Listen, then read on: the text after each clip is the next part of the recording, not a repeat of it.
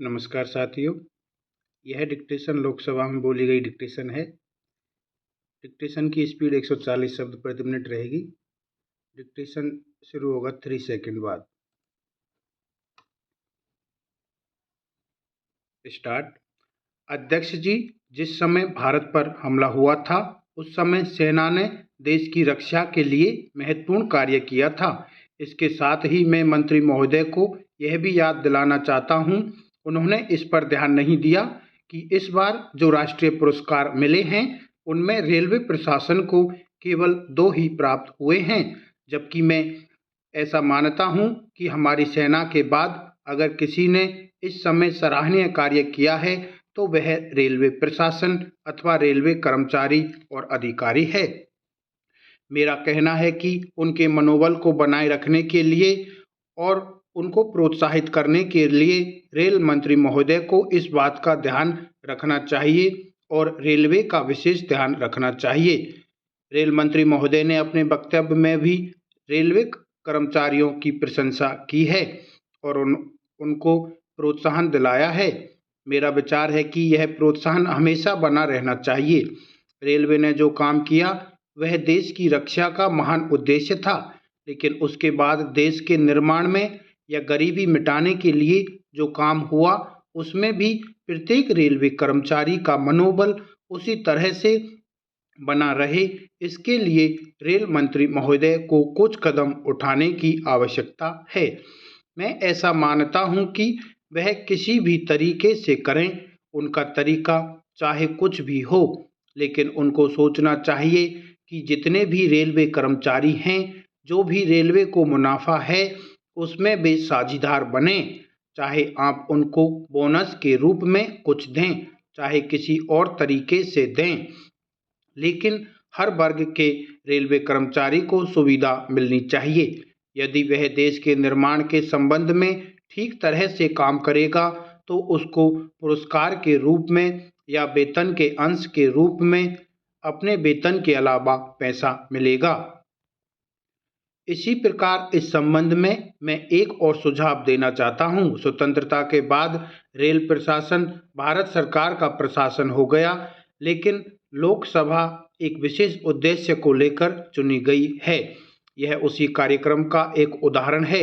गांधी जी ने जीवन के सभी पहलुओं पर प्रकाश डाला। वह धन को ठीक तरह से व्यय करने के हक में थे। हमें गांधी जी के आदर्शों का पालन करना चाहिए। यदि हमें देश को आगे बढ़ाना है तो बहुत तरीके से चलना होगा।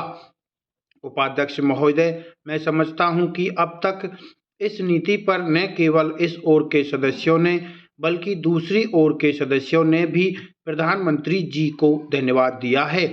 इसलिए मैं अपनी तरफ से धन्यवाद देकर उनका बोझ बढ़ाना नहीं चाहता। इसमें कोई संदेह नहीं कि इस सदन के सभी सदस्य, चाहे वे किसी भी पार्टी से संबंध रखते हों, इस बात से पूरी तरह सहमत हैं कि हमारी विदेश नीति ने संसार में हमारा सिर ऊंचा किया है। हमने अपने सिद्धांतों को संसार के सामने रखा है। यदि हम उसके आधारभूत सिद्धांत पर दृष्टि डालें तो हमें पता चलेगा कि हमने संसार में सबसे बड़ा काम किया है और तनाव को कम करने का प्रयत्न किया है। जिस समय हमने नई स्वतंत्रता प्राप्त की थी तब हमारे सामने बहुत से प्रश्न थे। हमारे 2 बड़े दल हमें चुनौती दे रहे थे कि अगर हम उनमें से किसी एक में सम्मिलित नहीं हुए तो हमें बड़ी कठिनाई होगी। उस समय भी हमारे प्रधानमंत्री ने हमारे देश की वैदेशिक नीति को इसी स्तर पर रखा, जिसके कारण आज हम संसार में अपना सिर ऊंचा उठा सकते हैं। हमने जब संसार के सामने अपने सिद्धांतों को रखा तो उसका सबसे बड़ा फल यह हुआ कि एक सम्मेलन हुआ, जिसकी ओर मैं आपका ध्यान दिलाना चाहता हूं। इस सम्मेलन में बड़े उत्साह के साथ संसार के बहुत राष्ट्रों ने घोषणा की कि हम संसार में तनाव कम करना चाहते हैं और साथ ही हम यह चाहते हैं कि संसार में जो विभिन्न सामाजिक और आर्थिक नीतियां हैं वे साथ चल सकें। हमारी वैदेशिक नीति में सबसे महत्वपूर्ण सह अस्तित्व की भावना है। उसी भावना के फलस्वरूप हम देखते हैं कि आज कोई भी युद्ध की बात नहीं कर रहा है। अब लगभग यही प्रतीत होता है कि युद्ध का संकट टल गया है।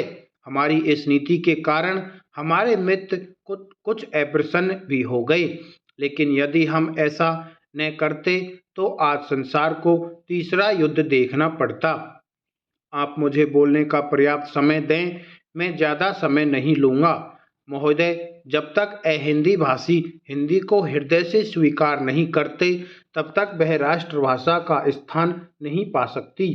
यह तभी हो सकता है जब वे समझें कि इसमें उनका भी योगदान है। उन्होंने इससे केवल लिया ही नहीं, बल्कि इसे कुछ दिया भी है, और उन पर कोई दूसरी भाषा लादी नहीं गई है, बल्कि यह उनकी ही भाषा है।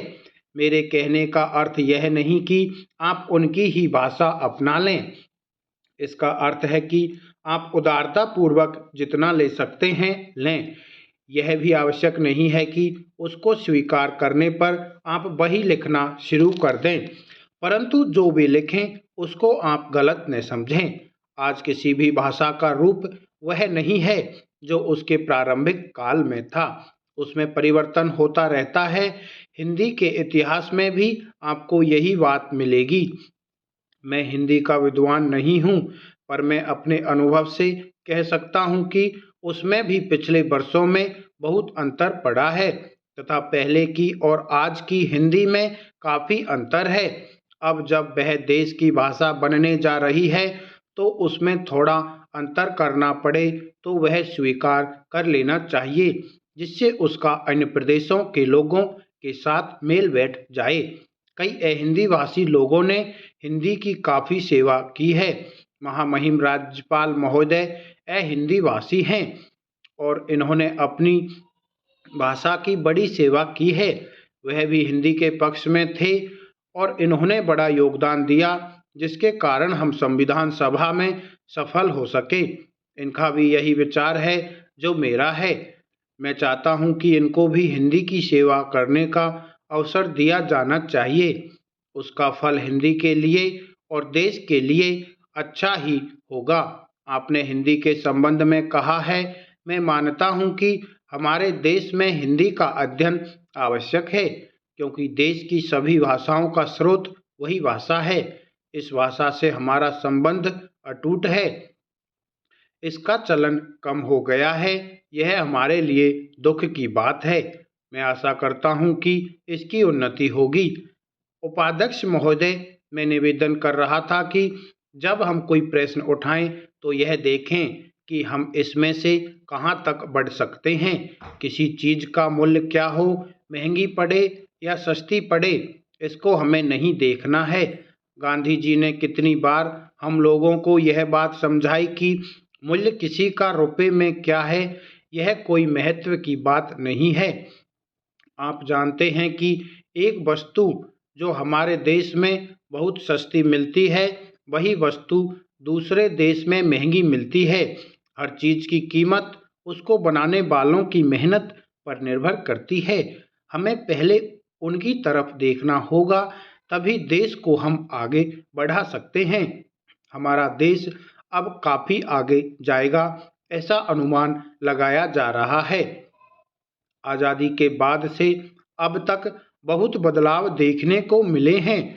जो अब के हालात हैं, उनको देखते हुए ऐसा मालूम पड़ता है कि अब अच्छा समय आने वाला है। इतना निवेदन करने के बाद अब मैं श्रम विभाग की एक रिपोर्ट की ओर तुरंत आ जाता हूँ। जैसा पहले मैंने कहा, मैं समझता हूँ कि हमारे इस श्रम विभाग का महत्व दिन प्रतिदिन बढ़ेगा। बहुत प्रश्न हैं जिनकी तरफ आपका ध्यान नहीं है। अब आपको उन प्रश्नों को लेना पड़ेगा। आज श्रम विभाग अधिकतर औद्योगिक श्रमिकों की ओर ध्यान दे रहा है।